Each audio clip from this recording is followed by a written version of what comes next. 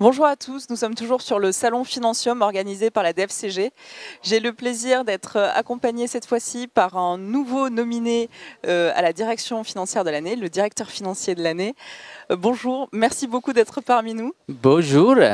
Sridhar Natarayan, vous êtes le groupe CFO de Saint-Gobain. Tout à fait. Vous allez tout à l'heure monter sur scène pour nous raconter un peu votre histoire, votre vision de CFO. Quels sont les grands messages que vous avez envie de faire passer en tant que CFO? C'est quoi les grands projets, par exemple, que vous avez mis en œuvre au sein de Saint-Gobain?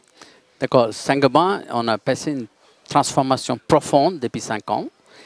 Et le rôle de CFO était clé. Parce que moi, je considère que le rôle de CFO, c'est comme un rôle stratégique et un colonne vertébrale d'une société qui doit fonctionner au-delà de finances. Parce que les finances, ce n'est pas uniquement les chiffres, parce qu'il y a beaucoup de choses derrière. Tout d'abord, historiquement, traditionnellement, les financiers, on s'est dit c'est important vous êtes le gardien des actifs. Maintenant, ce n'est plus le gardien d'actifs, c'est vraiment vous êtes le gardien de l'allocation de capital et création de valeur. C'est un changement important. Donc, ce qui s'est passé depuis 5 ans, qu'on a fait une rotation de portefeuille importante. Un tiers de chiffre d'affaires du groupe, on a fait in and out. Un changement, on parle de transactions plus de 200 M&A. Et ça, on a fait uniquement avec le seul principe, comment on peut rendre le groupe plus résilient, rentable et un profil qui est beaucoup plus attractif pour les investisseurs. Alors, ça implique de la croissance externe, mais ça implique aussi des carve-out, j'imagine. Absolument, absolument, les deux. Parce que souvent, c'est ce qui se passe, on sous-estime la difficulté. Si vous avez des métiers qui n'est pas nécessairement le meilleur, le temps de management que vous dépensez pour régler le problème qui est déjà structurellement pas très bien, le résultat que vous allez avoir, vous êtes beaucoup mieux placé si vous allez investir le même temps pour un business qui est déjà rentable et vous savez gérer. Donc, il faut faire cet arbitrage avec sans émotion et vous allez trouver que la société deviendra beaucoup plus puissante. Et ce qui s'est exactement passé chez Saint-Gobain, on a un changement important sur les rentabilités, le taux de rentabilité, la création de valeur, génération de cash, c'est 3 fois plus qu'on a eu avant la transformation.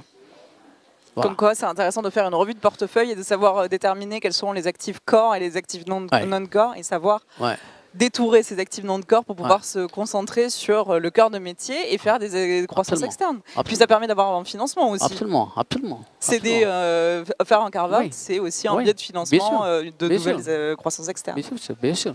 D'ailleurs, vous vous financez comment aujourd'hui au sein de Saint-Gobain? Écoutez, moi, déjà, on a créé une culture de cash depuis 5 ans tellement important qu'on génère suffisamment de cash. Moi, mon bilan maintenant, c'est quand vous regardez les leverage, la dette et EBITDA, c'est la moitié qu'on avait avant la transformation. Donc, j'ai suffisamment d'argent.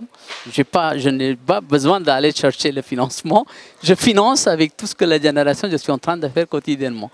Et c'est un conseil plutôt sage, vu la croissance des taux d'intérêt, c'est plutôt bien de pouvoir s'autofinancer en ce moment. Bien sûr, bien sûr. Je pense que c'est une question de discipline. Discipline, parce que l'argent, c'est toujours limité. Donc, il faut poser cette question où je vais dépenser cet argent, où je vais avoir le meilleur retour. C'est ça le principe qu'on a appliqué. En appliquant ce principe, on a bien choisi nos combats. On a fait l'allocation, la manière. Historiquement, le Saint-Gobain, vous savez, Saint-Gobain, c'est 350 ans d'histoire, très connu en France.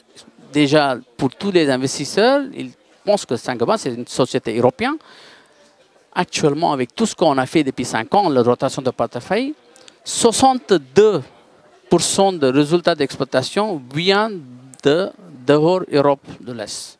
Donc, notamment, c'est l'Amérique du Nord et les pays émergents. Donc, c'est vraiment un changement profond qu'on a fait. Alors, quels sont les prochains projets du groupe? Les projets du groupe, c'est on a continuer, parce que c'est un chemin, on a déjà le parcours qu'on a fait depuis 5 ans, on a beaucoup de choses encore à faire. Je pense que le plus important, c'est on a identifié quelques marchés qui sont en croissance, il faut qu'on investit, on doit bien intégrer, il faut s'assurer qu'on continue à développer.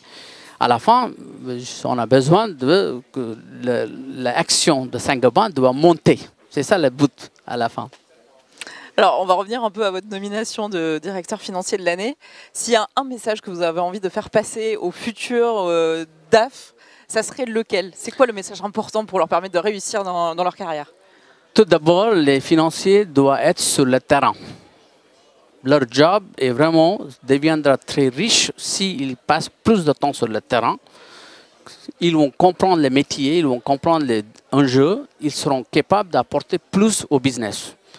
Donc, ce n'est pas un job vraiment juste regarder des chiffres, mais aller voir les réalités sur le terrain. Bah écoutez, merci pour cet enseignement. Merci. D'avoir répondu à mes questions, Sreda. On vous souhaite bonne chance pour le résultat qui va avoir lieu maintenant dans moins d'1 heure. Et puis, on se retrouve, j'espère, au prochain Financium l'année prochaine. Merci bien. À très bientôt. À très bientôt. Au revoir. Au revoir.